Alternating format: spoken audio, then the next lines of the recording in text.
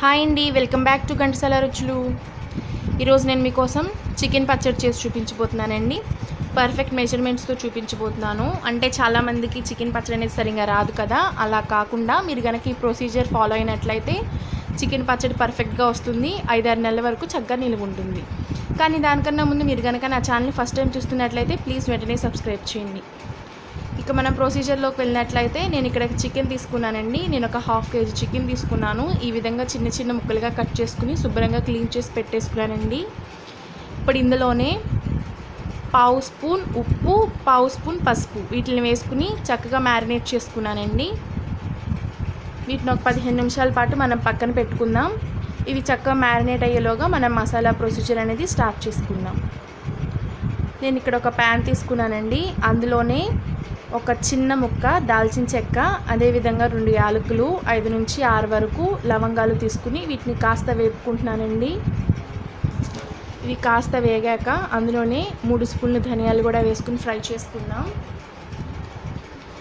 ఇవన్నీ కాస్త ఫ్రై అయ్యి మంచి వాసన వస్తూ ఉంటాయండి. ఇక అప్పుడైతే ఇవి ఫ్రై అయిపోయినట్లే.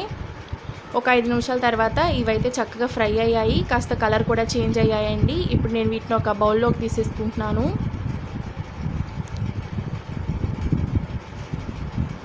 ఈ విధంగా బౌల్లోకి తీసుకున్న వాటిని మనం మెత్తగా మిక్సీ జార్లో వేసుకుని పౌడర్ చేసుకుందాం. ఇప్పుడు నేను సేమ్ అదే ప్యాన్లో ఆయిల్ తీసుకుంటున్నానండి. నేను ఇక్కడ 1 కప్పు ఆయిల్ తీసుకుంటున్నాను. ఈ కప్పు మెజర్మెంట్ వచ్చేసి 150 మిల్లీలీటర్ల వరకు ఉంటుందండి. 1/2 kg చికెన్కి 150 ml ఆయిల్ అనేది కంపల్సరీగా పడుతుంది. ఇప్పుడు ఇందులో నేను మ్యారినేట్ చేసుకొని చికెన్ మొత్తాన్ని వేసేసుకుంటున్నానండి. వేసుకుని దీన్ని జాగ్రత్తగా ఒకసారి కలుపుకుందాం. నేను ఇక్కడ చికెన్ని బోన్తో పాటే తీసుకున్నానండి. మీకు ఇష్టం లేదు అంటే మీరు బోన్లెస్ కూడా వాడుకోవచ్చు. ఇప్పుడు స్టవ్ అనేది సిమ్లో పెట్టుకుని ఈ ప్రొసీజర్ చేసుకోవాలండి. ఎప్పుడైతే చికెన్లో వాటర్ రావడం స్టార్ట్ అవుతుందో అప్పుడు దాన్ని మీడియం టు హైలో అడ్జస్ట్ చేసుకోండి. చూసారు కదా, ఒక 10 నిమిషాల తర్వాత ఈ విధంగా ఫ్రై అయ్యాయి. ఇప్పుడు స్టవ్ మీడియంలో పెట్టుకోండి. ఇంకో 5 నిమిషాల పాటు వీటిని ఇలానే వేయించుకుందాం. చూసారు కదా, ఇవి కాస్త కలర్ చేంజ్ అయ్యాయి, అంటే ఇవి ఫ్రై అయిపోయినట్లే. ఇవైతే ఇప్పుడు పర్ఫెక్ట్గా ఫ్రై అయిపోయాయండి. ఇప్పుడు వీటిని ఒక బౌల్లోకి తీసేసుకుందాం. మరీ ఎక్కువ ఫ్రై అవ్వకూడదండి. మరీ ఎక్కువగా ఫ్రై అయితే ఏంటంటే మనం చిన్న చిన్న పీసెస్గా కట్ చేసాం కాబట్టి మెత్తగా ఉండకుండా కరకరలాడుతూ ఉంటాయి. కాబట్టి లైట్గా కలర్ చేంజ్ అవ్వగానే మీరు వీటిని బౌల్లోకి తీసేసుకోండి. ఇప్పుడు చూసారు కదా, నేను సేమ్ అదే ఆయిల్లోనే 1.5 స్పూన్ అల్లం వెల్లుల్లి పేస్ట్ వేస్తున్నానండి. వేసుకుని అందులో పచ్చివాసన మొత్తం పోయే వరకు దీన్ని బాగా మనం ఫ్రై చేసుకుందాం. అల్లం వెల్లిపాయ అనేది పచ్చివాసన పోవాలండి, లేకపోతే పచ్చడి అనేది ఎక్కువ కాలం నిల్వ ఉండదు. ఇది చక్కగా వేగాక అందులో ఇందాక మనం ఫ్రై చేసి పెట్టుకున్న చికెన్ ముక్కల్ని వేసుకుని బాగా ఒకసారి కలుపుకుందాం.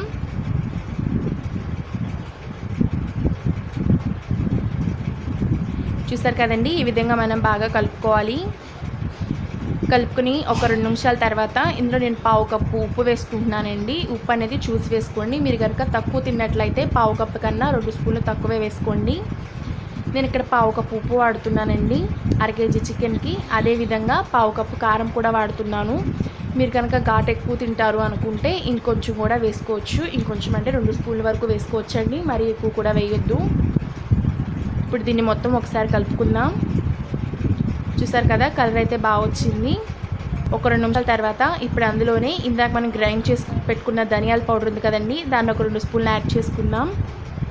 ఇది వేయగానే నూనె మొత్తం అబ్జర్వ్ చేసేస్తుందండి. మళ్ళీ ఒక 2 మినిట్స్ ఫ్రై చేసినట్లయితే నూనె మొత్తం నార్మల్గా అయిపోతుంది. చూసారు కదా, ఇప్పుడు ఇక్కడ నూనె మొత్తం అబ్జర్వ్ చేసేసుకుంది. ఒక 2 నిమిషాలు సిమ్లో పెట్టుకుని ఫ్రై చేసుకున్నట్లయితే ఆయిల్ యాస్టీస్గా వచ్చేస్తుందండి. చూసారు కదా, ఇప్పుడైతే ఇది ఫ్రై అయిపోయింది. బాగా స్టవ్ ఆఫ్ చేసుకుని ఆరబెట్టుకున్నాను. ఒక 5 మినిట్స్ ఆరాక నేను ఇక్కడ ఒక చూపిస్తున్నాను కదండి, ఈ సైజ్ నిమ్మకాయల్ని 2 తీసుకున్నానండి. తీసుకుని ఇందులో ఈ విధంగా కట్ చేసుకుని పిండేసుకుందామండి. చికెన్ అనేది ఆరాలండి, మ్యాక్సిమం ఒక 5 to 10 మినిట్స్ వరకు ఆరాలి. అప్పుడే ఇచ్చేది అనేది రాదు మీకు. లేదంటే మీరు వేడివేడి మీద వేసినట్లయితే ఆ చిరుచేది వస్తుందండి, తినేటప్పుడు అంత బాగోదు. నేను ఇక్కడైతే ఒక నిమ్మకాయ తీసుకున్నాను. ఒక నిమ్మకాయ సరిపోతుందండి. లేదు మీకు సరిపోలేదు అనుకుంటే మీరు ఇంకొక చెక్క కూడా యాడ్ చేసుకోవచ్చు. ఇప్పుడు దీన్ని కలుపుకుందామండి. ఇక మన చికెన్ పచ్చడి అయితే రెడీ అయిపోయినట్లే.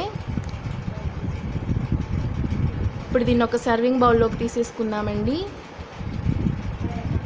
చూసారు కదా, చికెన్ పచ్చడి అయితే రెడీ అయిపోయింది. ఇలా మీరు కనుక చేసుకుని పెట్టుకుంటే మీకు చికెన్ ఎప్పుడు కావాలంటే అప్పుడు చక్కగా తినేయచ్చు. ఒక 5-6 నెలల వరకు ప్రిజర్వ్ ఉంటుందండి. చూసారు కదా, ఈ వీడియో కనుక మీకు నచ్చినట్లయితే లైక్ చేయండి, మీ ఫ్రెండ్స్తో ఫ్యామిలీ మెంబర్స్తో షేర్ చేయండి. ట్రై చేసి ఎలా వచ్చిందో నాకు తెలియచేయండి. Thank you for watching my video.